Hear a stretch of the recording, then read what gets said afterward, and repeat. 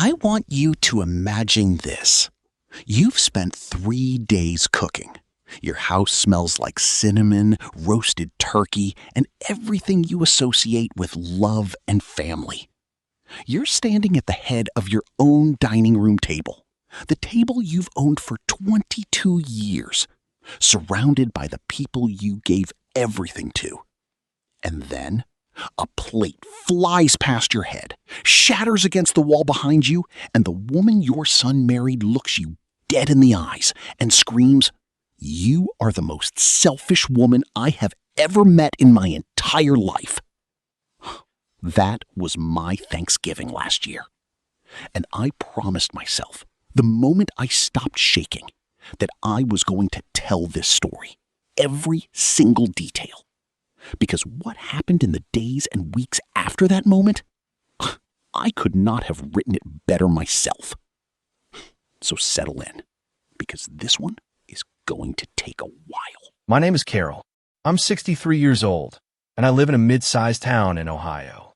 Nothing glamorous, just a quiet neighborhood, a brick house with green shutters, and a vegetable garden out back that I've kept alive for 15 years. I was married for 31 years to my husband, David. We raised 2 children together, my daughter, Patrice, who lives in Nashville, and my son, Marcus, who still lives about 20 minutes from me here in town. David passed away 4 years ago. Heart attack. Sudden. No warning signs, no long goodbye. Just a Tuesday morning, and then a world that looked completely different by Tuesday night. Grief does something to you that nobody really prepares you for. It doesn't just hurt. It reorganizes you. After David died, I had to figure out who I was without the person I'd spent most of my adult life being a partner to. It took time. It took therapy. It took a lot of crying alone in that kitchen at 2 in the morning. But I rebuilt myself. I went back to part-time work at the school district where I'd been a secretary for years. I reconnected with my church friends. I started cooking again, really cooking, the kind David used to love. And slowly, I started feeling like myself again. My son Marcus had always been close to me. He's got his father's eyes and his father's laugh, and I used to think his father's good heart. We talked every few days. He'd come by for dinner on Sundays sometimes. We had a rhythm, a good one. Then he met Diane. Now, I want to be careful here because I know how this sounds. I know every mother-in-law story starts with then he met her, like she was some kind of villain who showed up to ruin everything. That's not what I'm saying.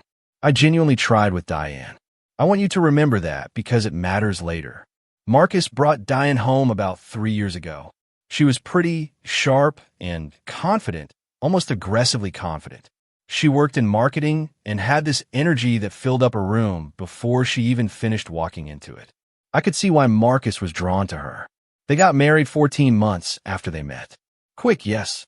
But Marcus was 34, Diane was 31, and they were both adults who knew what they wanted. I didn't interfere. I bought a mother-of-the-groom dress, and I smiled in every photograph. But from almost the very beginning, there were moments. The first time I noticed something off was at Easter, about a year into their marriage. I've been hosting Easter at my house for literally 2 decades. Every year. Ham, deviled eggs, the whole spread. Marcus grew up with that tradition. His kids, well, they didn't have kids yet, but the point is, it was our thing, our family rhythm. That Easter, Diane spent most of dinner on her phone. And when I brought out the dessert, a coconut cake I had spent 2 days making because it was David's favorite and I still made it every year in his memory, Diane said loudly, "Oh, I actually can't eat coconut." I'm surprised nobody asked. The table got quiet. I said I was sorry, that I hadn't known. She shrugged and said, "It's fine. Marcus knows." I looked at Marcus. He was staring at his plate. I told myself, it's fine. She's still getting comfortable with the family. Give her time. Over the next year, there were other small things. She'd make comments about my house being dated. She'd redirect conversations away from me when I was speaking. Once, when I mentioned that I was thinking of repainting the living room, she said, "Just make sure you pick something that actually looks good this time." Little cuts. None of them big enough to cause a real confrontation over. Just enough to leave a bruise. Marcus never said anything. I think he either didn't notice or didn't know how to handle it. And I didn't want to put him in the middle. So I kept quiet. I kept showing up. I kept trying. Then they had a baby. My grandson, Eli, was born 2 years ago. And oh, that little boy, he is something else. The moment I held him, I felt David in the room. I know that sounds like something a grandmother is supposed to say, but I mean it in my bones. I was so excited to be a grandmother. I had daydreams about teaching Eli to garden, baking with him, telling him about his grandfather. I figured maybe a baby would soften things between Diane and me, give us something to bond over. For a little while, it seemed like it might. But then Diane started what I can only describe as a quiet campaign to limit my access to Eli. She'd cancel plans last minute. She'd say Eli was napping when I called. She'd make comments like, "We're trying to keep his schedule consistent," anytime I suggested spending time with him. Meanwhile, her own mother, who lives 3 hours away, came to stay with them for 3 weeks straight after Eli was born. 3 weeks. In my son's house. I was invited over twice during that time. I didn't say anything. I told myself, she's close to her mother. That's okay. There's room for everyone. But that belief started cracking when October rolled around, because that's when Diane brought up Thanksgiving. And this is where everything starts to unravel. Diane announced, not suggested, announced that they would be hosting Thanksgiving at their house this year. Her parents were coming from out of town, her sister and brother-in-law, and of course Marcus's family, meaning me and Patrice. I want to pause here and say, I had hosted Thanksgiving for 26 consecutive years. In my house, my turkey, my table. It was one of the last traditions I had that still felt like David was at it with me in some way. I'd set a place for him every year since he passed, just a small candle where his seat used to be. My children knew what that meant to me.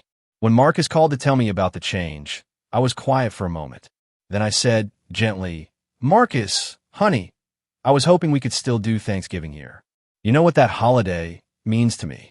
He said, "Mom, Diane really wants to host. Her family's coming, and it just makes more sense." I asked if we could maybe do 2 celebrations. Thanksgiving at their house, and then a second dinner at mine the following weekend. He said he'd asked Diane. He called me back that night and said Diane thought that would be weird and confusing. I took a breath. I said, "Okay, Marcus, I'll be there." I told myself to let it go. I told myself to show up, be gracious, and enjoy my grandson. I even went out and bought a special Thanksgiving outfit and a nice wine to bring. I made my famous sweet potato casserole, the one everyone asks me for every single year, because I thought, at least I can contribute something. And honestly, part of me was still hopeful. Part of me thought, maybe this will be a good day. Maybe Diane just needs to feel in control sometimes, and once she has that, she'll relax. I was so wrong. Thanksgiving Day started fine on the surface. I arrived at Marcus and Diane's house at noon. Her parents, Gail and Frank, were already there, settled in like they owned the place, which fine, that's what guests do. Diane's sister Renee and her husband were there too. Patrice had flown in from Nashville and met me in the driveway. She grabbed my casserole dish and whispered, "You look tense." "I'm fine," I said. "Let's just have a good day." The house smelled good. I'll give Diane that.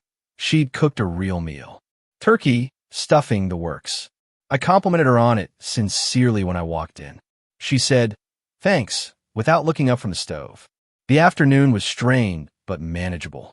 I played with Eli on the living room floor while the adults talked. I mostly stayed out of the main conversations, which seemed to revolve around Diane's family stories and inside jokes that I wasn't part of. But I smiled. I participated when invited. Then came dinner.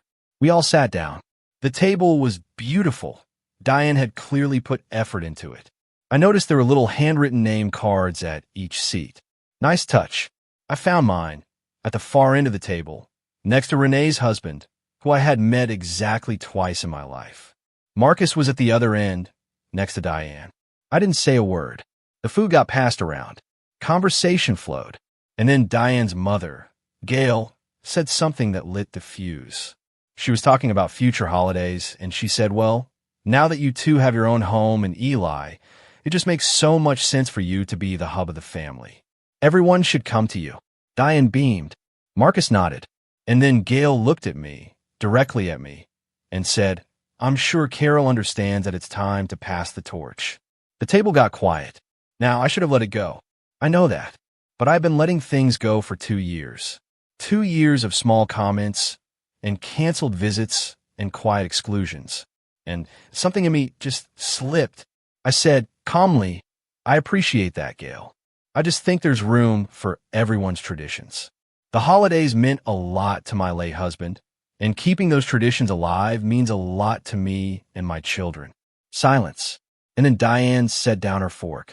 She said, "Here we go." I looked at her. "Excuse me." She said, "Every time we try to do something our way, you make it about you and Dad. We're building our own family, Carol, our own traditions, and you can't handle that." I felt my face go hot. I said, very carefully, "Diane, I don't think this is the time or place." "No, actually," she said, cutting me off, "I think it's exactly the time. Because I've been dealing with this for 2 years. You call Marcus constantly. You show up unannounced. You make him feel guilty every time we don't do things your way. And today, you couldn't even let us have one holiday without making a comment." I looked at Marcus.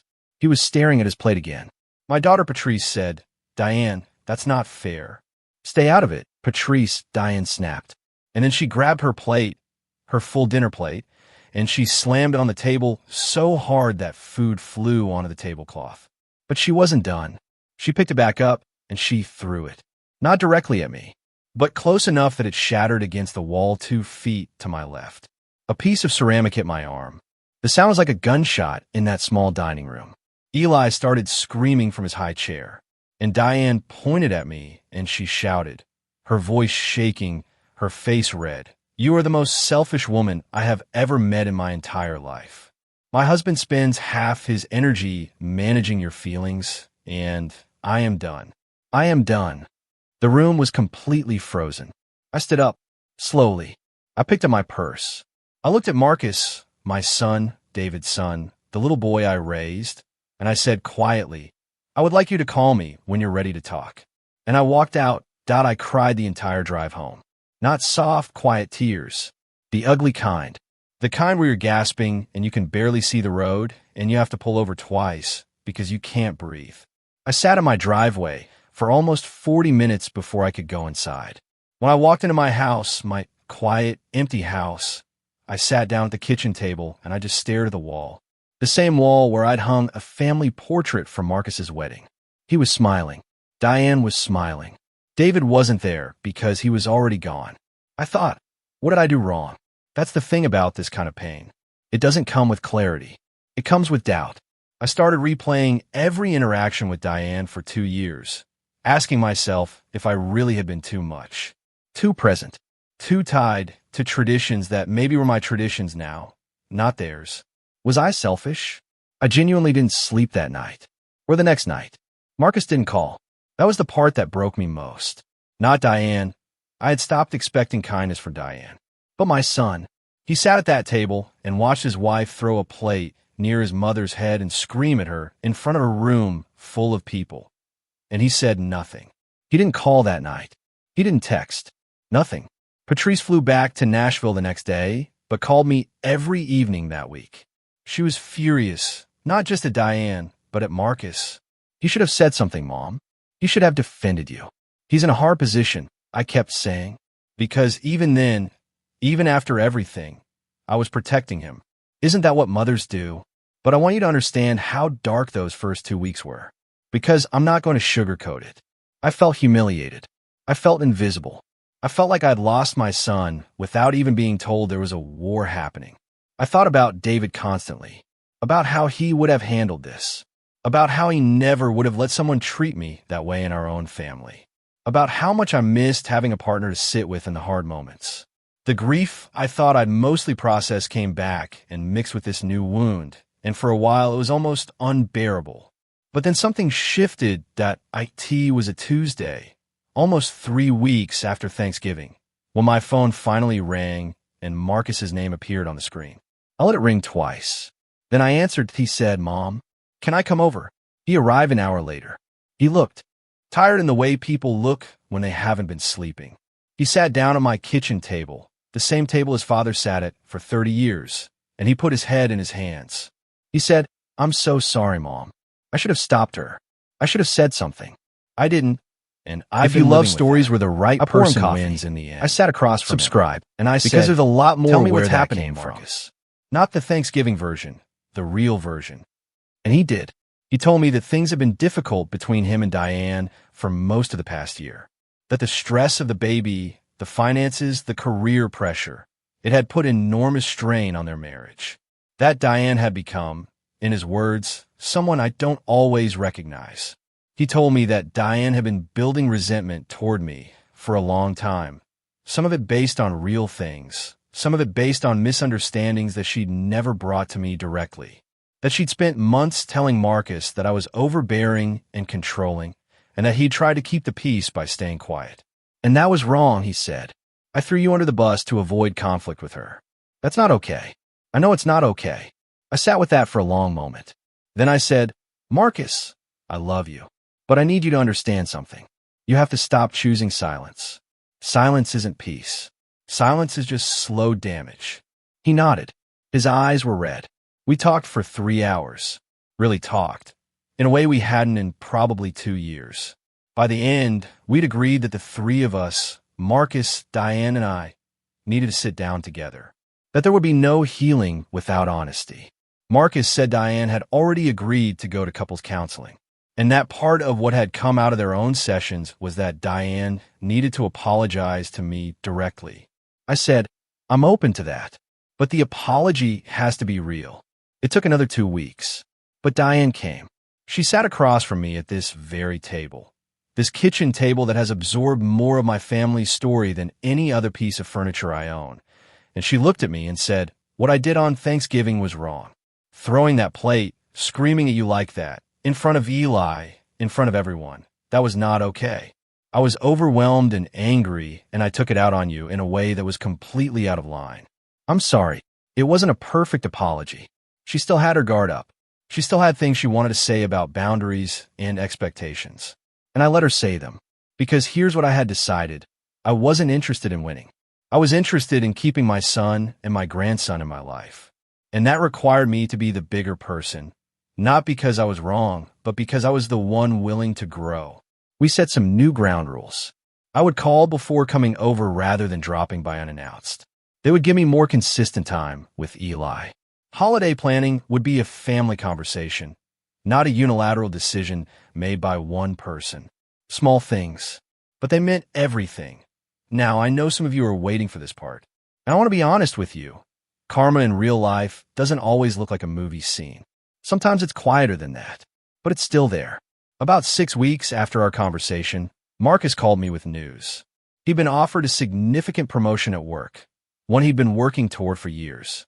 The catch was that it required a temporary relocation, 8 months in their company's regional office about 4 hours away. He took it. They rented out their house and moved. And here's where it got interesting.